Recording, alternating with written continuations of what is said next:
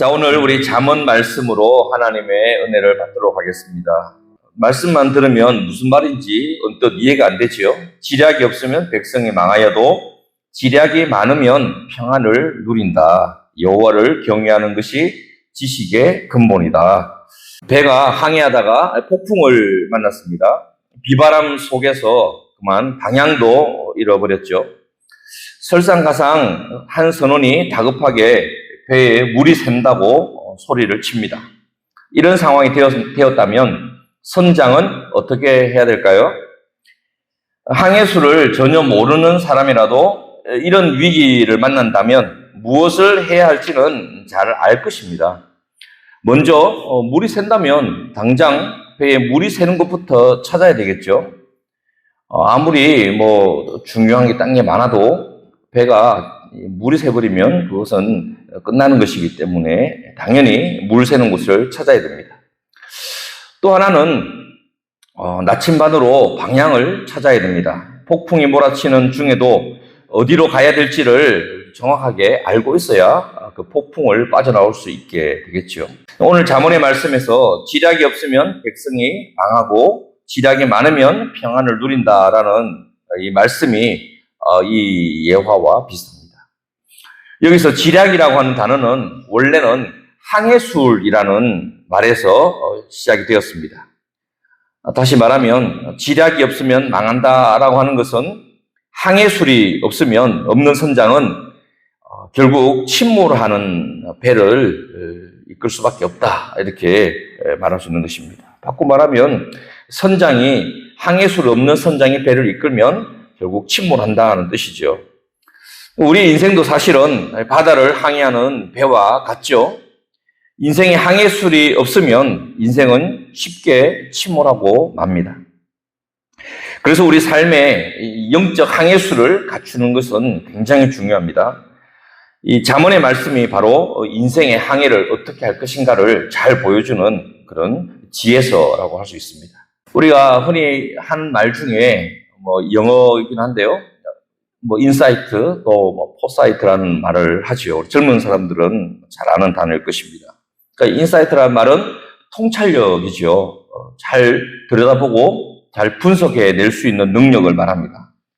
포사이트는 선견지명이죠. 멀리 앞으로 일어날 일들을 미리 예측할 줄 알고 또 어디로 가야 될지 방향을 잘 잡는 것을 말합니다. 많은 사람들이 얘기하기를 이런 통찰력과 선견지명, 이 두 가지가 삶에 잘 적용이 되어야 그 인생이 승리할 수 있다 이야기를 합니다. 곧 다시 말하면 우리가 하나님 앞에 말씀으로 살아가고 인생을 하나님 앞에 승리하는 인생으로 살 때에도 이것은 굉장히 중요합니다. 인사이트가 뭡니까? 통찰력은 지금 내 인생의 배에 어디에서 물이 새는지를 자세히 들여다보고 꼼꼼하게 그것을 찾고 분석해내는 능력이 있어야 된다는 것을 말합니다. 반대로 선견지명은 내 인생이 지금 어디로 가야 될지, 무엇을 향해 가야 될지를 정확하게 알고 그곳으로 이끌어갈 수 있어야 된다는 것이죠. 멀리 내다볼 수 있는 눈이 있어야 가능한 일입니다. 내 삶의 진짜 문제가 뭔가를 꿰뚫어 보는 힘이 통찰력이고 인사이트죠. 이제 나는 어떤 방향으로 내 인생을 나아가게 할 것인가, 미래를 보며 결단하는 힘이 바로 선견지명, 포사이트가 되는 것입니다. 하나님의 말씀이 이것을 우리에게 알려주는 것이죠. 내 인생에 물이 새는 곳을 찾지 못하면 난파선이 됩니다. 내가 갈 방향을 잃어버리면 그건 표류선이 되죠. 둘 다 결국 파멸하는 인생이 될 수밖에 없습니다. 성경에서는 우리 인생의 이런 통찰력과 또 이런 선견지명을 어떻게 우리에게 알려주고 있습니까? 가장 중요한 기준이 있습니다. 이 기준을 놓치면 아무것도 되잖아요.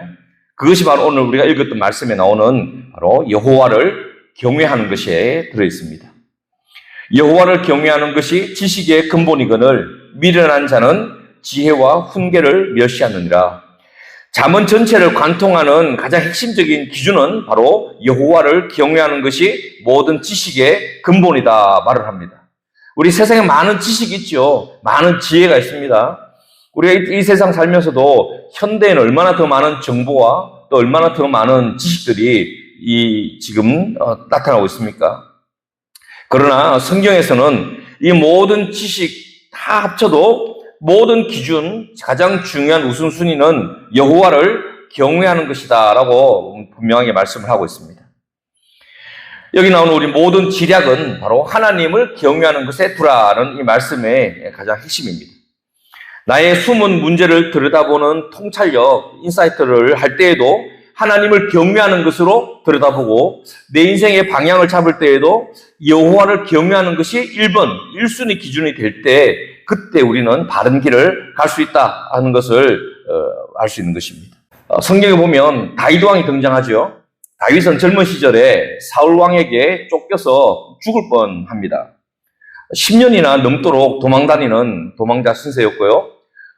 사울 왕은 또 이 다윗을 죽이기 위해서 악착같이 군대를 보내고 직접 자기가 찾아와서 다윗을 잡으려고 아주 최선을 다해 노력을 합니다.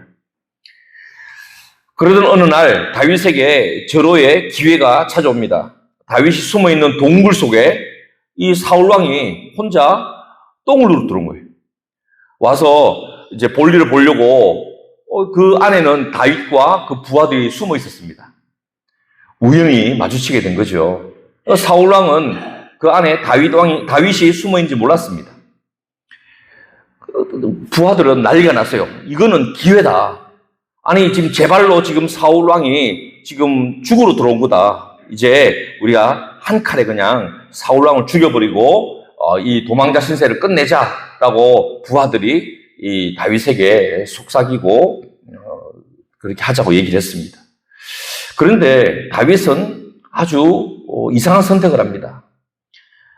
사울 왕을 죽일 기회를 그냥 내버려 두고 옷자락만 살짝 좀 베고 이 사울 왕을 살려서 내보냅니다. 많은 부하들이 아마 불평을 했을 거예요. 아니 이렇게 좋은 기회를 왜 저렇게 헛되게 날려버리나 아마 불만을 많이 가졌을 것입니다. 그런데 다윗이 사울 왕을 죽일 수 있는 절호의 찬스에 죽이지 않고 내보낸 데는 이유가 있습니다.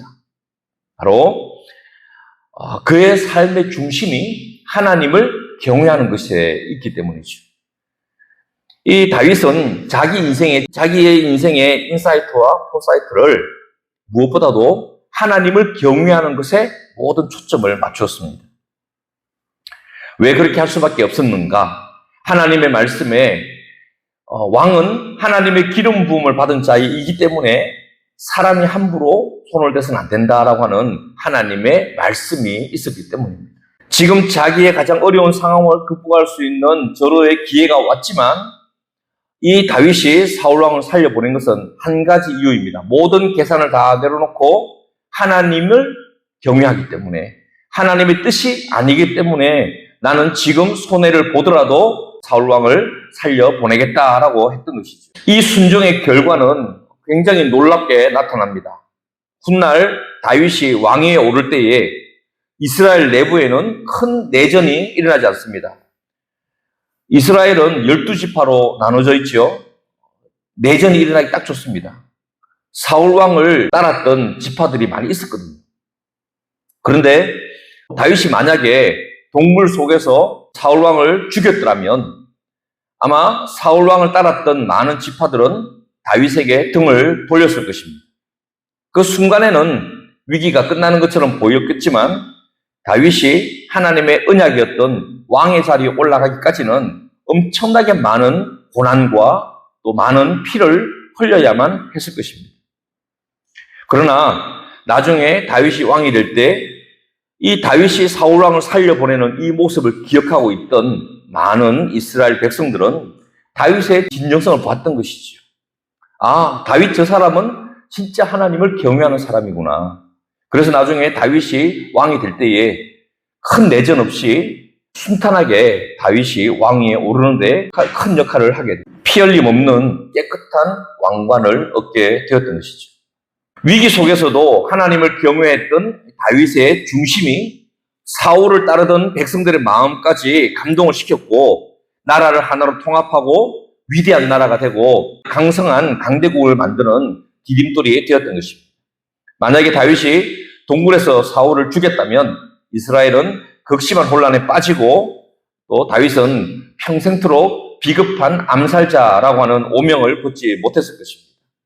하나님께서는 다윗을 축복하셔서 그 약속대로 그의 길을 온전하게 인도하신 것입니다. 사랑하는 성도 여러분, 우리 자신을 들여다보는 통찰력 그리고 인생의 방향을 정하는 선견 지명, 이 두 가지를 우리가 생각할 때 그 모든 중심의 생각과 판단의 기준은 여호와를 경외하는 것, 이것이 여러분 인생의 제일 중심이 되시기를 주의 이름으로 축원합니다. 하나님을 두려워할 줄 알고 하나님의 말씀을 무서워할 줄 알고 하나님의 뜻이라면 내가 지금 손해를 보더라도 내가 포기할 줄 알고 내려놓을 줄 알 때 그때 하나님께서는 그 사람을 통해서 그 훗날 더 큰 축복과 은혜로 채워주시는 것이지요. 잠언 19장 23절의 말씀에 이런 말씀이 있습니다. 여호와를 경외하는 것은 사람으로 생명에 이르게 하는 것이라. 자, 우리 다 같이 한번 읽어봅시다. 잠언 19장 23절입니다. 시작. 여호와를 경외하는 것은 사람으로 생명에 이르게 하는 것이라. 경외하는 자는 만족히 지내고 재앙을 당하지 아니하느니라. 시편 128편 1절 4절 말씀도 한번 읽어봅시다. 여호와를 경외하며 그의 길을 걷는 자마다 복이 있도다. 네가 네 손이 수고한 대로 먹을 것이라. 네가 복되고 형통하리로다. 내 집 안방에 있는 내 아내는 결실한 포도나무 같으며 내 식탁에 둘러앉은 자식들은 어린 감람나무 같으리로다. 여호와를 경외하는 자는 이같이 복을 얻으리로다. 아멘. 자, 이 두 말씀 보십시오. 여호와를 경외하는 것은 사람으로 생명에 이르게 하는 축복이 있다고 말씀합니다. 하나님을 경외하는 자는 만족히 지내고 재앙을 당하지 아니할 것이다라고 약속하셨습니다.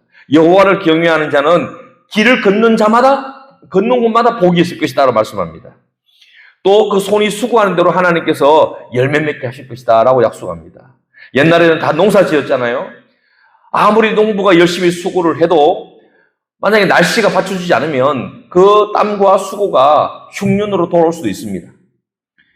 그래서 이 농부들은 늘 하늘을 바라보고 농사를 지을 수밖에 없지요. 근데 여호와를 경외하는 사람은 하나님께서 그 손이 수고한 대로 먹게 하실 것이다 라고 약속을 해줍니다. 네가 복되고 형통하리로다. 우리가 형통하게 되는 거 좋아하죠. 이 형통함의 비결은 어디에 있느냐? 바로 여호와를 경외하는 자에게 있다라고 우리 하나님께서 말씀합니다. 하나님을 경외한다는 것은 하나님을 두려워할 줄 알고 하나님을 제일 우선순위에 두고 하나님을 나의 왕으로 인정하고 산다라고 하는 것을 말하는 것입니다. 내 입술의 말의 주인이 하나님이시고 내 생각의 주인이 하나님이시고 내가 선택하는 선택의 우선순위는 하나님이 기뻐하시느냐 기뻐하지 않느냐 거기에 둘 때 하나님께서 그 속에 일하십니다. 그러므로 하나님을 경외하는 마음으로 지략을 가지면 인사이트, 폴사이트를 가지면 하나님께서 이런 사람들에게 형통함의 복을 허락하여 주실 것을 믿습니다. 또 하나는 지략이 많으면 평안을 누린다라는 말씀입니다. 이 말씀도 참 어렵게 보이죠. 자, 이 말씀은 좀 더 이 직역을 하면은 의미가 더 분명해집니다. 자, 지략이 많으면이라는 말은요, 좋은 자가 많으면이라는 뜻입니다. 조언해 주는 사람이 옆에 많이 있으면 평안을 누린다. 여기서 평안이라고 하는 이 단어가 원어의 뜻을 보니까요, 꽉 막혀 있다가 뻥 뚫리는 것을 의미하는 단어예요. 그러니까는 나에게 신앙적인 조언을 해주는 사람을 많이 두고 그 말에 귀를 기울여 들으면 내 막혀있는 환경이 뻥하고 뚫리게 되는 축복을 받게 된다. 이 말씀을 말하고 있는 것입니다. 여기서 조언하는 사람은 단순히 세상에 지식을 많이 전하는 사람을 뜻하는 것이 아닙니다. 바로 하나님을 경외하는 믿음의 사람이 내 곁에서 나에게 믿음의 조언을 해주는 것을 귀담아 듣는 것을 얘기하는 것입니다.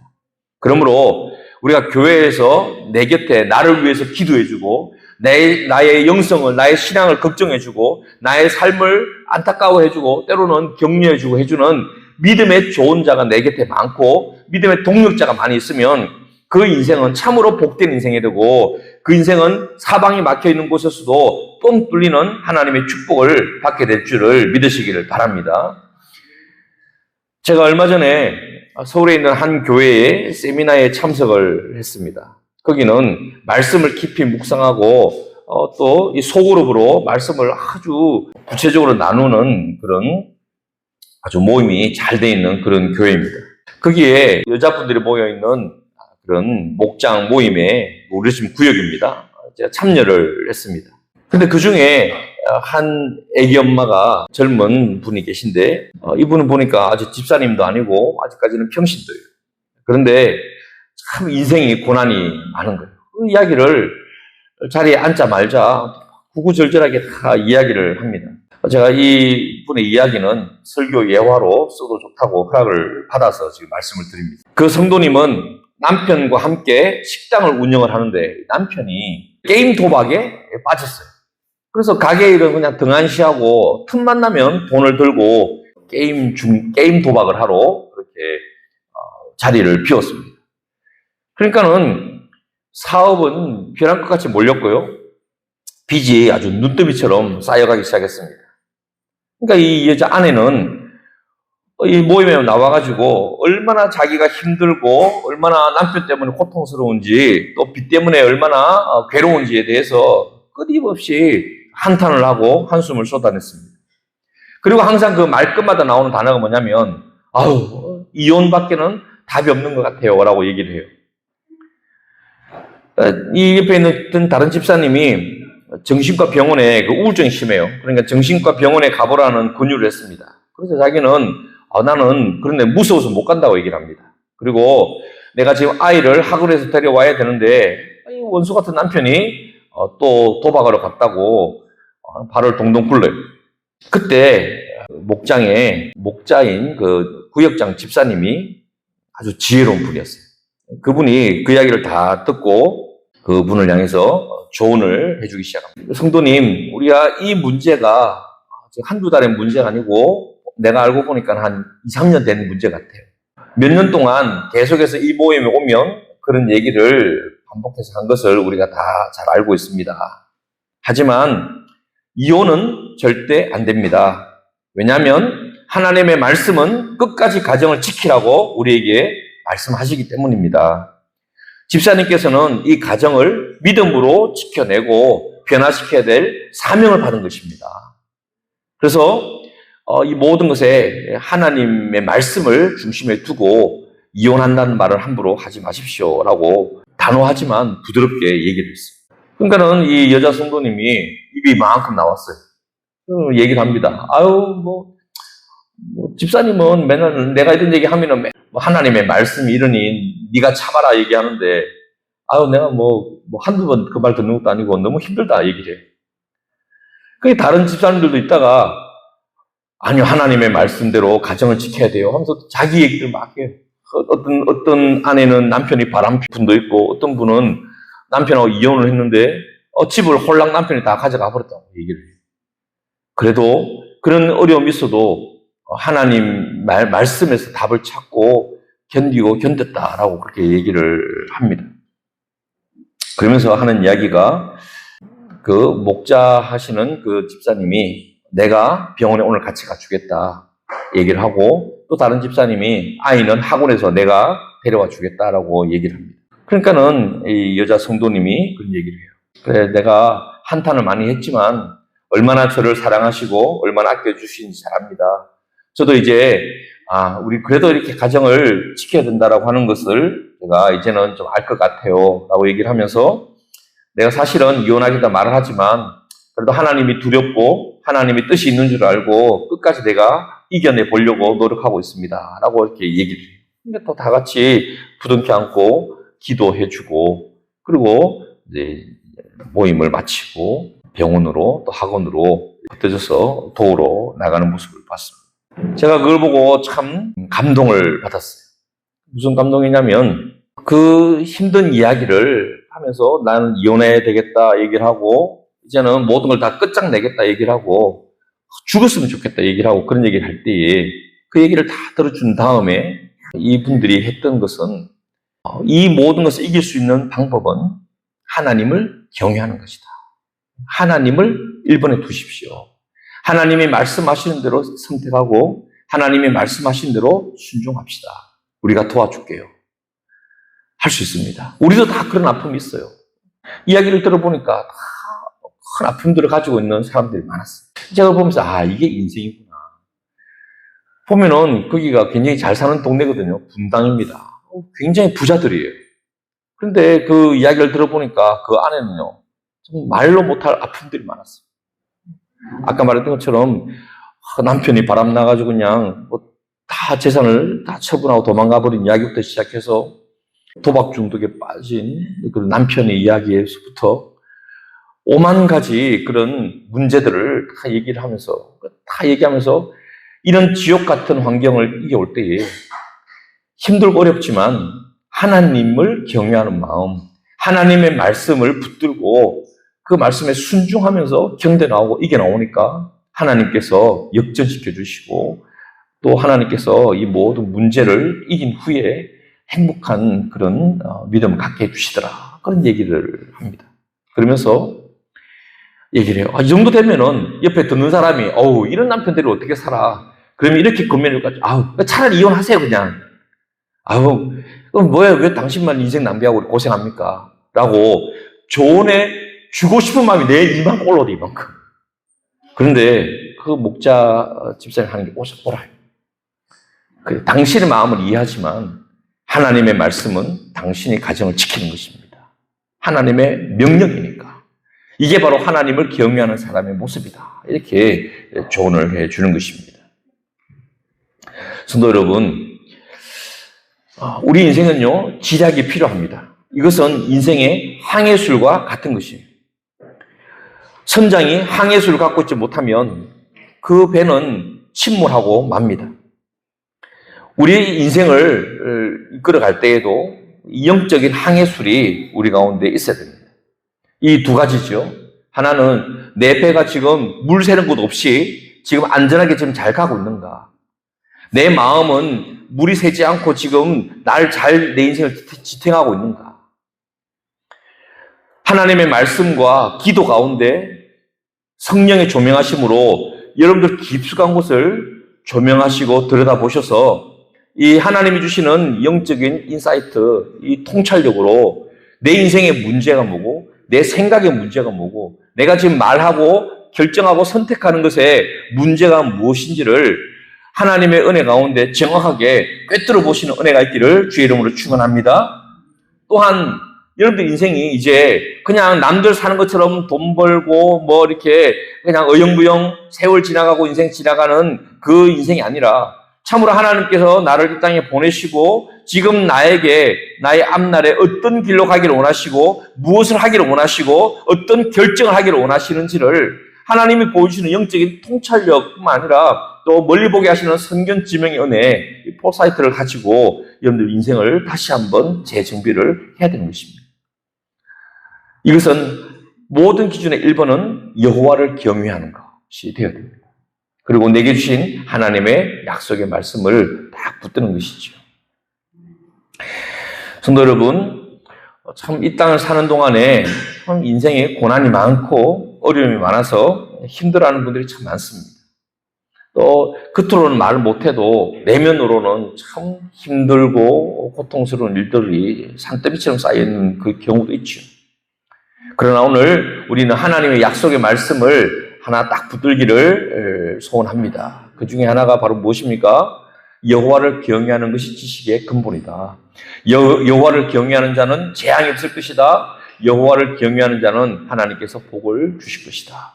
성도 여러분, 하나님을 경외하는 것을 붙들 때 지금 당장은 내가 손해보는 것 같고 나만 억울한 일 당하는 것 같고 나만 피해자가 된 것처럼 보여도 하나님께서 다윗을 그 최고의 왕이 되게 하신 것처럼 나의 인생을 역전시키시고 또 하나님께서 나의 인생을 열어가시고 오늘 나오는 말씀처럼 지략이 많으면 평안을 얻느니라. 하나님 앞에 이런 나를 조언해주는 믿음의 그런 말씀을 내 마음속에 잘 새기고 또 영적 동력자를 잘 우리가 그들 말을 잘 귀담아 들으면 우리 인생에 막혀있는 곳이 뻥 뚫려지는 하나님의 역사를 경험하게 될 것입니다. 저는 우리 석대교회가 바로 이런 교회가 되기를 원합니다. 우리가 서로에게 좋은 자가 되어줘야 돼요. 좋은 자 해줘가지고 막 잔소리 한다는 좋은 자가 아닙니다. 동력자를 말하는 거예요. 믿음의 동력자. 옆에서 서로를 위해서 기도해 줄 줄 알고, 서로 힘든 일을 품어줄 줄 알고, 또 그 기도 제목 부탁하고 어려운 일 있을 때마다 마치 내일인 것처럼 나서서 함께 해줄 수 있을 때 하나님께서 우리 교회를 통해서 수많은 사람들을 변화시키시고 살려내는 하나님의 역사를 보게 해주실 것을 믿습니다. 저는 우리 석대교회가 좀 이렇게 행복한 교회가 되었으면 좋겠어요. 안 좋은 교회는 가면요, 개 닭보듯 하는 교회가 있어요. 이 교회는요, 사랑이 있어야 돼요. 우리는 지략이 많은 자가 돼야 돼요. 뭐예요? 동력자가 많아도 사랑이 넘치는 사랑이 많아야 돼요. 그래서 우리 옆에 있는 우리 성도님들을 우리는 늘 사랑으로 우리는 대해주고 품어줘야 돼요. 관심 가져주고 안아주고 힘들다면 기도해주고, 우리가 또 낯선 사람이 오고 해도요, 그들을 사랑으로 품어줄 수 있는 그런 동력자가 될 때 하나님께서 그런 사람들에게 예비하신 큰 축복이 있다는 것을 오늘 우리에게 약속하고 계시는 줄을 믿습니다. 우리 하나님 앞에 기도하실 때에도 늘 우리 성도들을 위해서 먼저 중보기도 하시고, 또 나도 구할 것이 많지만 나보다 더 힘든 어려움을 당하고 있는 분들을 위해서 먼저 기도할 때 하나님께서는 나의 모든 문제까지도 이미 다 아시고 하나님께서 응답하시고 해결해 주실 것을 믿으시기를 주님의 이름으로 축원합니다. 성도 여러분, 하나님께서 주신 약속의 말씀, 우리는 두 가지로 정리했습니다. 하나는 여호와를 경외하는 것을 기본으로 내 인생의 영적인 통찰력 가지고 또 내 인생의 성견 지명으로 인생을 이끌어갈 수 있기를 바라고요. 또 영적인 동력자를 옆에 많이 두고 그들의 귀를 기울여 듣고 함께 기도하고 또 함께 서로 안아줄 때 그 속에서 하나님의 주시는 평안함, 모든 문제가 뻥 뚫려지는 축복의 역사 있게 될 줄을 믿으시고 우리 석대 교회가 그런 귀한 공동체가 되기를 주님의 이름으로 축원합니다.